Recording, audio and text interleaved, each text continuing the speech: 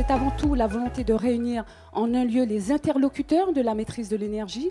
Aujourd'hui, EDF, le cabinet conseil Energaia, la Chambre de commerce et d'industrie des îles de Guadeloupe, durant un moment, 2 heures de temps, avec les entreprises de Guadeloupe, les TPE précisément, celles qui représentent la majorité de notre tissu économique local, de manière à pouvoir faciliter les échanges, les apports de solutions, les réponses instantanées aux problématiques soulevées par les entreprises dans l'immédiateté pour mieux vous accompagner. Le Ticosé Énergie, c'est aussi un format réunion-atelier en live. Crise sanitaire oblige, certes, mais aussi de manière à pouvoir vous éviter, à vous, chefs d'entreprise, de n'avoir à vous déplacer, conscients que nous sommes en ce moment de crise économique. Vos préoccupations les premières sont avant tout le maintien de votre activité, la survie de vos entreprises. En d'autres termes, le Ticosé Énergie rentre chez vous et discute avec vous. Le Ticosé Énergie, c'est aussi une façon de pouvoir illustrer nos propos de façon pratico-pratique avec un cas concret, celui d'un témoignage d'une entreprise que la Chambre de commerce et d'industrie des îles de Guadeloupe aura accompagné lors d'une visite énergie, d'un audit facture, d'un montage de dossiers financiers pour la réalisation d'une action en maîtrise d'énergie. Un cas concret qui viendra ici témoigner de son ressenti.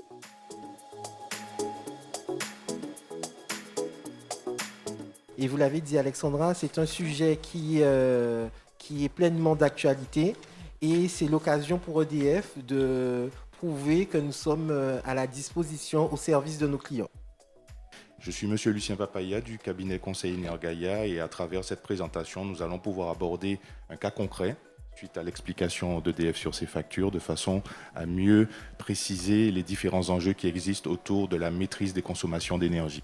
Donc Ronny Jacobi-Coali, je suis le gérant des supérettes NoFrap et ce matin je serai certainement le représentant de toutes ces entreprises qui ne sont pas là et qui sont donc extrêmement intéressées par tout ce qui peut nous permettre d'économiser donc en énergie. En matière d'évolution de consommation, c'est vraiment les notions importantes à retenir pour pouvoir suivre vos consommations et comparer effectivement ce qui vous est facturé avec la réalité, puisque nous avons un cycle de facturation, une politique de facturation qui varie en fonction du type de contrat.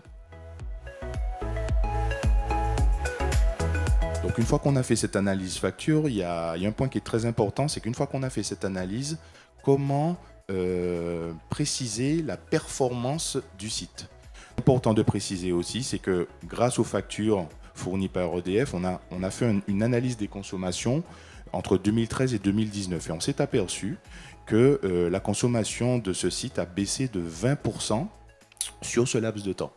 Donc il y a une étiquette qui a été développée par la région Guadeloupe qui est issue de la réglementation thermique Guadeloupe, donc c'est une réglementation qui existe depuis 2009, qui a été mise à jour très récemment et qui permet d'apprécier la performance énergétique d'un bâtiment en déterminant une étiquette.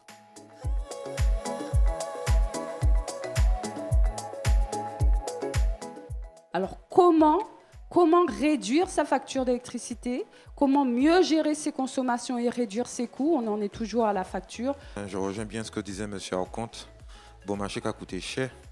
Et c'est vrai que le commerçant en général, il cherche à s'équiper à moindre frais. Hein. C'est une logique, c'est pas forcément une bonne logique, mais en tout cas c'est celle-là qui était jusqu'à maintenant régulièrement mise en avant. Mais ça évolue, on commence à comprendre maintenant que, vu les sensibilisations qui sont faites, qu'il faut faire donc attention aux appareils que nous mettons dans nos structures. L'énergie renouvelable, ce n'est pas une fin en soi. C'est-à-dire qu'il y a une stratégie de maîtrise des consommations et elle passe d'abord par mieux apprendre à consommer, investir sur des équipements performants et ensuite apporter l'énergie renouvelable pour donner le gap restant, si je puis dire, à la consommation d'énergie. Le prochain thème, ce sont les éco-gestes. Donc du coup, c'est un Ticosé qui se verra un peu plus pratico-pratique. Les éco-gestes, c'est un bien grand mot, hein, c'est des gestes de bon sens hein, qui permettent déjà de réduire les consommations et puis des astuces en termes de réglage, en termes d'ajustement. Voilà, plutôt que d'acheter un matériel tout neuf, peut-être qu'avec ce qu'on a, on peut réfléchir à mieux le gérer. Alors, les gestes simples à avoir, fonction de l'entreprise qu'on aura en face de nous, hein, puisqu'on va décliner cela.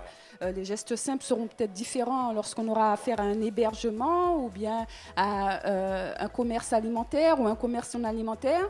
Donc, quels sont les gestes simples à avoir de manière à pouvoir réduire de fait sa consommation d'énergie